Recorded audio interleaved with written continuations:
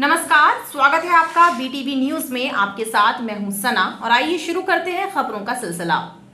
Collectorate में आयोजित साप्ताहिक समीक्षा बैठक में समय सीमा के कार्यों की समीक्षा की गई। साथ ही शासकीय कार्यक्रमों एवं अभियानों के कार्य योजना पर विचार विमर्श किया गया। कलेक्टर सौरभ कुमार सुमन ने सभी विभागों के अधिकारियों को निर्देश दिए कि सीएम हेल्पलाइन की शिकायतों का प्रभावी निराकरण समय सीमा के भीतर करें।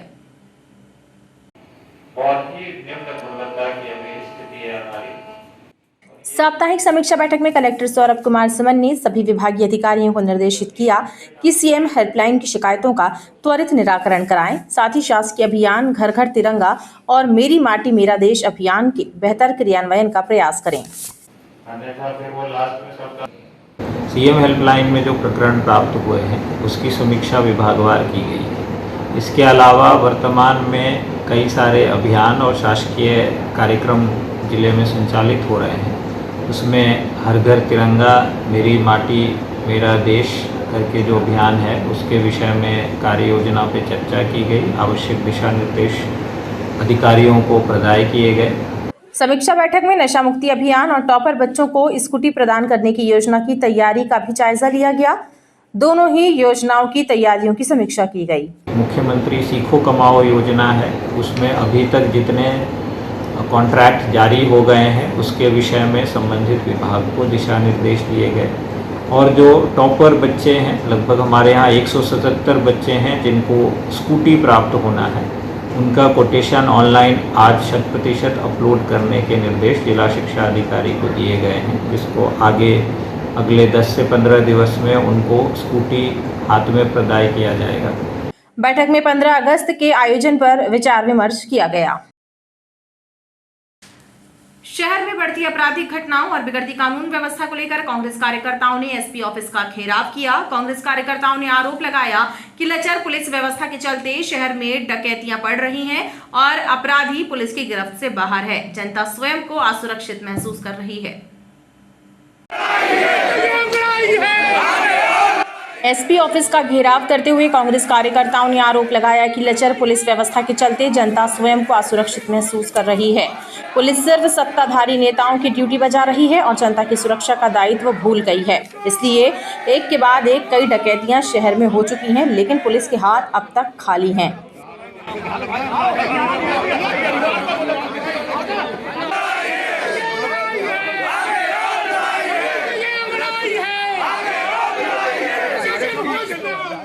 अब अति हो गई। पानी जो है नाक के ऊपर पहुंचने लगा है। पूरे शहर में अराजकता का माहौल है, गुंडागर्दियां बढ़ रही हैं, लूट बढ़ रही हैं। जबलपुर जैसे महानगर में डकैतियां हो जाती हैं, एक ही लाइन में बार बार होती हैं और उसके बाद कोई कार्रवाई ना होना, डकैत ना पकड़े जाना, मतलब नागरिक कितना असुरक्षित है, ये उस बात का आक्रोश है। ये इसमें आज वरिष्ठ शहर के नेता हैं जो कभी छात्र राजनीति में भले ही वो उम्र दराज अब हो रहे हों, परंतु ये उनके मन में पीड़ा, एक दर्द था। और दर्द दो प्रकार का है। एक तो है इस बात का कि शासन प्रशासन निकम्मा बना बैठा है, साथ में जवाबदार लोग भी निकम्मे हैं, ये उसका दर्द। कहाँ है सांसद जी, कहाँ है विधायक जी, कहाँ है सरकार, ऐसी सब चीज़ों को लेके आज आक्रोश है। देखिए, हम लोग को ये लगता है कि जब से बीजेपी शासन आया है, आप देख लेंगे लूट खपूट, चोरी से लेके डाका से लेके हर चीज़ हो रहा है। आज उस लूट को हुए कम से कम 6 से 8 दिन हो चुके हैं, लेकिन हर तरफ पुलिस जो है बिल्कुल नाकाम निकली। कहीं भी उसको जरा सा सुराग नहीं मिल पा रहा कि कहीं से कुछ कर रहे। इसके पहले भी आज से 1 करोड़ से ऊपर की 5 साल पहले चोरी डकैती हुई थी राइट टोन में, लेकिन आज तक उस पुलिस ने उस सुराग को नहीं पा पाई। तो हमारे इधर की जो पुलिस है इस तरीके से अगर हरकतें करती, इस तरीके से काम करती कि अगर कहीं डाका डल्ला, कहीं चोरी करती, सिर्फ उन्हें फॉर्मेलिटी निभाने के लिए वहाँ चली जाएगी और देखेगी, सब कुछ करेगी, लेकिन बाद में कोई एक्शन नहीं लेती। तो हम ये चाहिए कि इस मामले में सीबीआई को चाहिए जांच के आदेश दिया जाए पुलिस को, कि सीबीआई जांच करेगी तो जरूर कहीं ना कहीं से वो डाकू पकड़े जाएंगे। कांग्रेस कार्यकर्ताओं ने चेतावनी दी है कि कानून व्यवस्था दुरुस्त नहीं की गई तो तीव्र आंदोलन किया जाएगा। बढ़ रही अपराधों को लेकर जनता आक्रोशित है। वहीं पुलिस अधिकारियों ने कांग्रेस कार्यकर्ताओं को भरोसा दिलाया है कि अपराधों की रोकथाम के लिए कठोर कदम उठाए जाएंगे। नेपियर टाउन में हुई घटना को ज्ञापन दिया गया है। इसमें हमने उन्हें आश्वस्त किया है कि जिस दिनांक से घटना हुई है 30 जुलाई से, तब से लगातार हमारी अच्छी टीमें इसमें लगी हुई हैं। मेहनत लगातार इसमें की जा रही है, उसमें जल्दी हम खुलासा करेंगे। इसमें जो अहम सुराग हैं वो हम खुलासे के साथ ही शेयर करेंगे, वो ज़्यादा अच्छा होगा। विरोध प्रदर्शन के चलते एसपी ऑफिस में देर तक मजमा लगा रहा। जबलपुर को महानगर बनाने की दिशा में तेजी से प्रयास किए जा रहे हैं। अपने कार्यकाल का 1 वर्ष पूर्ण कर चुके महापौर जगत बहादुर सिंह अन्नू ने मीडिया से चर्चा करते हुए बताया कि 1 वर्ष में 506 करोड़ रुपए के कार्य अधोसंरचना को बेहतर बनाने के लिए कराए गए हैं। अगले 6 महीनों में मां नर्मदा को गंदे नालों से मुक्ति मिल जाएगी। फिल्टर प्लांट का कार्य चल रहा है। नगर निगम में 16 घंटे 1 वर्ष पूर्ण होने पर मीडिया से चर्चा करते हुए महापौर जगत बहादुर सिंह अन्नू ने बताया कि 1 वर्ष में 506 करोड़ रुपए के अधोसंरचना के कार्य कराए गए हैं। नर्मदा में मिलने वाले गंदे नालों पर ट्रीटमेंट प्लांट लगाए जा रहे हैं। अगले 6 महीनों में कार्य पूर्ण हो जाएगा। मां नर्मदा में मिलने वाले गंदे नालों के लिए निरंतर दशकों से बात की जाती थी, प्रदेश में और कहीं पे नहीं हुआ देश में। जबलपुर शहर में मैंने आपकी जानकारी में दिया कि जितने नाले नगर निगम सीमा में जबलपुर में आते हैं सभी पर काम शुरू हो गया है और ट्रीटमेंट प्लांट हम लोग लगाने लगे हैं जो 2 से 3 माह में पूर्ण हो जाएंगे और मां नर्मदा में सिर्फ और सिर्फ स्वच्छ पानी ही जाएगा, गंदा पानी नहीं जाएगा।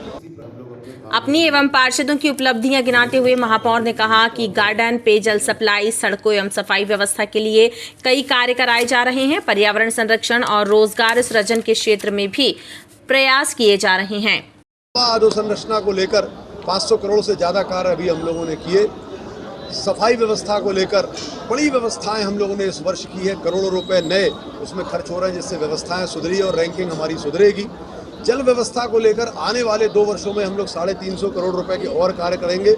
इस वर्ष हम लोगों ने 20,000 नए पानी के कनेक्शन जोड़े हैं। 1 लाख कनेक्शन मां नर्मदा के हम लोग और बढ़ाएंगे आने वाले 2 वर्ष में, जिससे हम लोग जल प्लावन से 2 वर्ष के अंदर मुक्त होगा। इस वर्ष 50% मुक्ति इस कारण से हुई है कि सफाई व्यवस्था हमारी बहुत बेहतर थी। 50% इसलिए बची है क्योंकि 100 फीट के नाले जो 12 फीट के बॉक्स बना दिए गए हैं, इसके कारण लोगों को जल प्लावन से परेशानी हो रही है। हम लोग दिन रात उनके साथ हैं। महापौर ने कहा, जल भराव की समस्या के लिए पूर्व में सकरे किए गए नाले जिम्मेदार हैं। आने वाले वर्षों में सकरे नालों को चौड़ा करने का काम किया जाएगा। शहर को जल भराव की समस्या से छुटकारा दिलाना उनकी प्राथमिकता है। जबलपुर स्थित गन कैरेज फैक्ट्री में निर्मित धनुष एवं सारंग तोप को आम नागरिकों के प्रदर्शन के लिए रखा गया। आजादी के अमृत महोत्सव के उपलक्ष्य में GCF SQA के द्वारा आयोजित 1 दिवसीय प्रदर्शनी में पहुंचे स्कूली बच्चों ने भी इन सैन्य हथियारों के बारे में जानकारी हासिल की। GCF SQA के द्वारा 1 दिवसीय प्रदर्शनी का आयोजन किया गया, जिसमें गन कैरेज फैक्ट्रीज में निर्मित धनुष एवं सारंग तोप का प्रदर्शन किया गया, जिसे देखने के लिए आम नागरिकों की भीड़ लगी रही एवं स्कूली बच्चे भी बड़ी संख्या में पहुंचे और दोनों तोपों की कार्यप्रणाली को नजदीक से जाना। फैक्ट्री प्रबंधन ने बताया कि इस प्रदर्शनी का उद्देश्य युवा पीढ़ी को जबलपुर में निर्मित हो रहे सैन्य हथियारों एवं फैक्ट्री के गौरवशाली इतिहास से अवगत कराना है।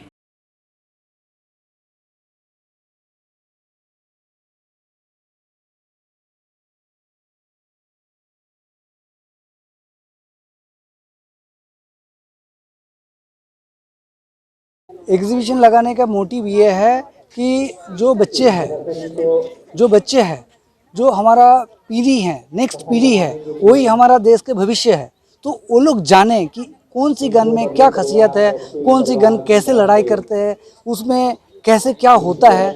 जनरली ये गन आम पब्लिक को दिखाई नहीं देता है, तो उस चीज़ को हमने, ये जो गन है बेसिकली ये हाउसर टाइप का गन है, तो ये धनुष है एंड उधर सारंग लगा है। तो इसका जो रेंज है ये 38 किलोमीटर्स है ना। मैक्सिमम धनुष का जो तोप है ये 38 किलोमीटर्स है। इससे पहले ये बेसिकली ये बोफोर्स गन था, बोफोर्स गन से ये फिर कन्वर्ट करके ये धनुष गन बनाया गया है। ये हमें जानकर अच्छा लगा कि हमारे फौजी भाई जो लड़ाई में यंत्र यूज़ करते हैं वो किस टाइप के हैं, बहुत नज़दीक से देखा है पहली बार। और हमारे ऑफिसर्स ने इनकी बखूबी बारीकियां बताई हैं कि कैसे ये क्रेन गोले को उठा के पंचअप करने के लिए पुशअप से ये 38 किलोमीटर तक पुश हो सकता है। आज हम लोग ने ये देखा कि जैसे हमारे जो जवान होते हैं, सोल्जर्स, वो कौन से वेपन्स को इस्तेमाल करके युद्ध में लड़ते हैं। और आज हमें इतने करीब से देखने का पहली बार ऐसा मौका मिला है, तो हम देखने आए। हमने देखा कि ये जो धनुष है इसका रेंज बहुत दूर तक जाता है, माउंटेन्स पे खास के ज़्यादा इस्तेमाल होता है।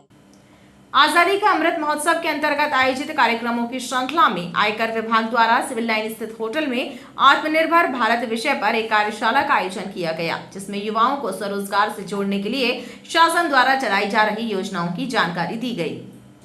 फुलफिल नहीं कर पाने के कारण ये है कि आयकर विभाग ने आत्मनिर्भर भारत अभियान में सहभागी बनते हुए होटल कलजुरी में एक कार्यशाला का आयोजन किया, जिसमें प्रधानमंत्री मुद्रा योजना, पीएम रोजगार सृजन कार्यक्रम, सूक्ष्म लघु मध्यम एवं उद्यम विकास एवं स्टार्टअप इंडिया पर विषय विशेषज्ञों द्वारा युवाओं को विस्तृत जानकारी दी गई।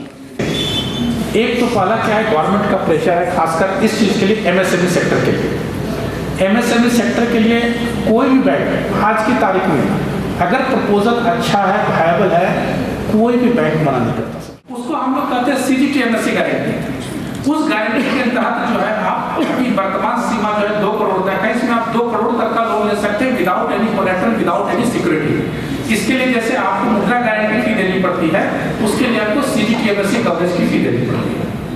इसलिए हमने बताया भी कि अगर किसी का आगे उसको विकास करना तो इसी मुद्रा को फिर वो नॉर्मल MSME में कन्वर्ट करा ले और फिर जो है वो अपने बिजनेस को आगे बढ़ा ले। उद्योगपतियों की संख्या। कार्यक्रम के मुख्य अतिथि प्रधान आयकर आयुक्त शांतम बॉस के द्वारा बताया गया कि ये कार्यक्रम युवाओं के बेहतर भविष्य की नींव रखने में सहायक होगा।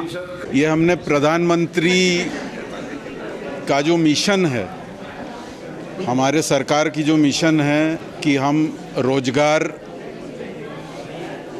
मांगने वाले ना बनकर रोजगार देने वाले बने, इसके तहत इस सभा की आयोजन की गई थी और इसमें बड़े कॉलेजेस से बहुत हमारे युवा साथी, इसमें इन लोगों ने बड़ी अच्छी इनकी भागीदारी रही, जो हमें खुशी दे रही है कि देश सही हाथों में है और ये हमारी युवा पीढ़ी हमें इस देश को पृथ्वी के सबसे आगे ले जाकर खड़ी कर देगी। कार्यक्रम में आयकर विभाग के समस्त अधिकारी, कर्मचारी, महाकौशल एवं जबलपुर चैम्बर ऑफ कॉमर्स के सदस्य गणों के साथ ही कॉलेज के छात्र छात्राएं भी शामिल रहे। सिटी हॉस्पिटल के संचालक सरबजीत सिंह मोखा और उनके बेटे एवं एक अन्य युवक के द्वारा अधिवक्ता के साथ मारपीट करने का मामला सामने आया है। पीड़ित वकील ने इस घटना की रिपोर्ट ओमती थाने में दर्ज कराई है। बताया जा रहा है कि सरबजीत सिंह अपने बेटे हरकरण और एक अन्य युवक के साथ अधिवक्ता के चैम्बर में पहुंचा और रेमडेसिविर इंजेक्शन के मामले में समझौता करने का दबाव बनाते हुए उनके साथ मारपीट की। जिला अधिवक्ता संघ कार्यालय में अपनी सीट पर बैठे वकील महेंद्र श्रीवास के साथ सिटी अस्पताल के संचालक सरबजीत सिंह मोखा, उनके बेटे हरकरण एवं एक अन्य युवक ने जान से मारने की धमकी देते हुए मारपीट कर दी। अधिवक्ता का आरोप है कि नकली रेमडेसिविर मामले में समझौता करने का दबाव बनाते हुए उनके साथ गाली गलौज और मारपीट शुरू कर दी गई। इस घटना के बाद अन्य अधिवक्ता इकट्ठे हो गए और उन्होंने बीच बचाव किया। आज मैं दिनांक को लगभग 3:30 बजे अपनी सीट पर बैठकर काम कर रहा था जिला न्यायालय में, तभी सरबजीत सिंह मोखा तथा उसका लड़का हरकरण मेरी सीट पर आकर सरबजीत सिंह मोखा ने मेरा गला पकड़ लिया और उसके लड़के ने अपनी कटार निकालकर मुझ पर हमला कर दिया और गाली गलौज करके मेरे साथ झूमा झपटी करने लगे। उनके साथ उनका एक अन्य साथी और था जिसको मैं नहीं पहचानता हूँ, और मुझसे कहने लगे तूने मेरे पिता के खिलाफ जो मामला पंजीबद्ध कराया है नकली रेमडेसिविर का, वो तू उसमें समझौता कर ले, नहीं तो तेरे ऊपर कोई झूठा केस मैं पकड़ीगा या कोई झूठे केस में तेरे को फंसवा दूंगा। मेरे बाप के पास बहुत पैसा है, बहुत रसूख वाला है और पुलिस कहीं कुछ नहीं करेगी, मेरी बहुत पहचान है। इस प्रकार से उसने मेरे सीट पर आकर G2 हॉल में मेरे साथ झूमा झपटी मारपीट और कटार से हमला किया उसके लड़के ने, जिसकी शिकायत मैंने हमारे जिला न्यायालय के जो अध्यक्ष सचिव महोदय उनको भी कर दिया हमारे बार में, और एक मैंने रिपोर्ट ओमती थाने में करी है। इस मामले में रिपोर्ट दर्ज कर ओमती पुलिस ने विवेचना शुरू कर दी है। घमापुर के रहने वाले महेंद्र श्रीवास जो पेशे से अधिवक्ता हैं, आज अपने कोर्ट परिसर में अपना काम कर रहे थे। इस दौरान के साथ में एक सरबजीत सिंह मोखा और उनके 2 अन्य साथियों द्वारा गाली गलौज झूमा झटकी की गई है, क्योंकि महेंद्र श्रीवास अपने करीब 25-30 अधिवक्ता साथियों के साथ आकर उनके द्वारा एक रिपोर्ट दर्ज कराई है, जिस पर से हमने यहाँ पे एक मामला पंजीबद्ध किया है, इसकी हम विवेचना कर रहे हैं। अधिवक्ता ने बताया कि उनके द्वारा भी मोखा के विरुद्ध नकली रेमडेसिविर इंजेक्शन का प्रकरण ओमती में दर्ज कराया गया है, जिस पर समझौता करने का दबाव बनाया जा रहा था। गढ़ा अंतर्गत त्रिपुरी चौक स्थित शराब दुकान के पास शव मिलने से सनसनी फैल गई। मौके पर पहुंची पुलिस को जानकारी मिली कि मृतक घमापुर निवासी रामेश्वर पटवा है, जो नागपुर बाईपास स्थित एक ढाबे में काम करता था। मृतक के शरीर पर चोट के निशान भी मिले हैं। बहरहाल पुलिस द्वारा जांच की जा रही है। गढ़ा त्रिपुरी चौक के पास शराब दुकान के नजदीक एक व्यक्ति का शव पाया गया। पुलिस ने मृतक की शिनाख्त के प्रयास किए और उसकी शिनाख्त घमापुर निवासी रामेश्वर पटवा के रूप में हुई। गढ़ा थाने के एएसआई पीयूष बंसल ने बताया कि रामेश्वर नागपुर बाईपास स्थित एक ढाबे का कर्मचारी है और नशे का आदी था। शव को पोस्टमार्टम के लिए भेज दिया गया है और पीएम रिपोर्ट के बाद ही मौत की वजह का पता चल सकेगा। तो संदिग्ध हालत में उनकी लाश मिली थी। रात में घर से 7:30 बजे गाड़ी के साथ निकले थे। क्या लग रहा है उनकी गाड़ी भी नहीं मिली? सर गाड़ी भी नहीं मिली है और अभी उनकी लाश वहीं पड़ी थी। चोट के निशान मिले हैं, तो मतलब संदिग्ध हालत में मिले हैं। तो कुछ ऐसा लग रहा है कि गाड़ी से गिरे हैं या फिर वहाँ उस स्थान पे गाड़ी भी नहीं मिली है और उनकी बॉडी में किसी ने प्रेशर भी किया है। चेहरे में छिन्ने के निशान और बाएं कंधे में छिन्ने के निशान हैं। ये मृतक का नाम रामेश्वर पटवा है, जो घमापुर का रहने वाला है और ये पंजाब ढाबा नागपुर बाईपास रोड पर वहाँ काम करता था। शराब पीने का आदी था, ऐसे इसकी पत्नी ने बताया है। इसकी सूचना पे मर्ग कायम कर जांच में लिया गया है। मृतक के चेहरे एवं शरीर पर चोट के भी निशान हैं, लिहाजा पुलिस इस संबंध में पूछताछ कर रही है। क्रिकेट का ऑनलाइन सट्टा खिलाने वाले 3 सटोरियों को कोतवाली पुलिस एवं क्राइम ब्रांच की टीम ने गिरफ्तार किया है। एसबीआई सिंगल स्टोरी कॉलोनी में किराए के मकान में सट्टा का कारोबार संचालित किया जा रहा था। पुलिस ने 25,000 रुपए नकद और 5 मोबाइल जब्त किए हैं। कोतवाली पुलिस एवं क्राइम ब्रांच की टीम ने एसबीआई सिंगल स्टोरी कॉलोनी स्थित मकान नंबर 138 में छापा मारकर 3 सटोरियों को गिरफ्तार किया है। थाना प्रभारी अनिल गुप्ता ने बताया कि किराए के मकान में क्रिकेट का ऑनलाइन सट्टा खिला रहे सचिन जैन और अमित नामदेव को अभिरक्षा में लेकर पूछताछ की गई, तो उन्होंने खुलासा किया कि डबल स्टोरी एसबीआई कॉलोनी निवासी अनिमेश नामदेव से आईडी लेकर वो सट्टा खिलाते थे। लिहाजा पुलिस की टीम ने अनिमेश के घर पर धावा बोलकर उसे भी गिरफ्तार कर लिया। सटोरिये के कब्जे से 25,000 रुपए नगद, 5 मोबाइल जब्त किए गए हैं। कोतवाली पुलिस सटोरियों से पूछताछ कर क्रिकेट के ऑनलाइन सट्टे से जुड़े अन्य लोगों का पता लगा रही है। इसमें सचिन जैन और अमित और अंकित नामदेव निवासी एसबीआई कॉलोनी को रेड करके पकड़ा गया, जिनके पास से मोबाइल पर सट्टा चलाए जाने संबंधी लिंक एवं अन्य डिटेल्स प्लस इनके साथ में जो जिस अमाउंट का ट्रांजैक्शन होता था उसकी जानकारी इसमें प्राप्त हुई है। इनके द्वारा अनिमेश नामदेव नाम के व्यक्ति के माध्यम से लिंक प्राप्त की गई थी। अनिमेश नामदेव को भी रात में ही राउंड अप किया गया है। तीनों के विरुद्ध आपराधिक प्रकरण पंजीबद्ध किया गया है, धारा 3/4 सट्टा एक्ट और 109 आईपीसी का। सतपुड़ा रेलवे ट्रैक पर ट्रेन से कटने से एक व्यक्ति की मौत हो गई। पुलिस के अनुसार मृतक की शिनाख्त प्रदीप मिश्रा के रूप में हुई है और उनके परिजनों का कहना है कि प्रदीप मानसिक रूप से कमजोर थे। घमापुर पुलिस ने मामला दर्ज कर जांच शुरू कर दी है।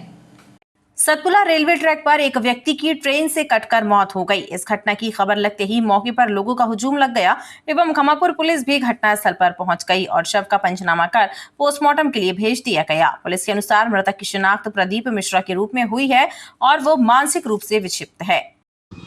एक आदमी जिसका नाम प्रदीप मिश्रा है, जो मानसिक रूप से विक्षिप्त है, उसके लड़के ने बताया कि मेरे पिताजी प्रदीप मिश्रा ने यहाँ कट गए हैं ट्रेन से सतपुड़ा के नीचे, जिसकी विवेचना जारी है कर रहे हैं। वहीं प्रदीप की मौत हादसा है या फिर आत्महत्या, इसकी जांच पुलिस द्वारा की जा रही है। सावन मास में संस्कार धानी शुरमय नजर आ रही है। जगह जगह धार्मिक कार्यक्रमों का दौर चल रहा है और इसी श्रृंखला में पार्थिव शिवलिंग निर्माण समिति द्वारा सदर में 21,000 पार्थिव शिवलिंगों का निर्माण कर रुद्राभिषेक किया गया एवं विश्व शांति की कामना की गई। सदर स्थित मंदिर में भक्तों के द्वारा पार्थिव शिवलिंगों का निर्माण किया गया एवं रुद्राभिषेक कर भोग अर्पित किया गया। पार्थिव शिवलिंग निर्माण समिति के सदस्यों ने बताया कि सावन मास में मिट्टी के शिवलिंग बनाने का खास महत्व है, लिहाजा उनकी समिति के द्वारा हर वर्ष पार्थिव शिवलिंग निर्माण कराया जाता है। इस बार 21,000 पार्थिव शिवलिंग बनाए गए हैं।